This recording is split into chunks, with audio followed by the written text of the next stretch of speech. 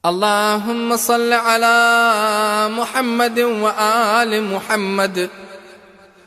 بسم الله الرحمن الرحيم. بحق ياسين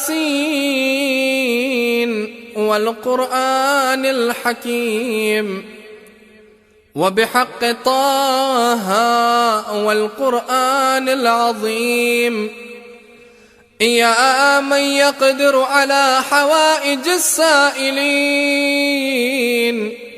يا من يعلم ما في الضمير، يا منفس عن المكروبين، يا مفرج عن المغمومين، يا راحم الشيخ الكبير، يا رازق الطفل الصغير، يا من لا يحتاج إلى التفسير، صل على محمد وآل محمد وافعل بي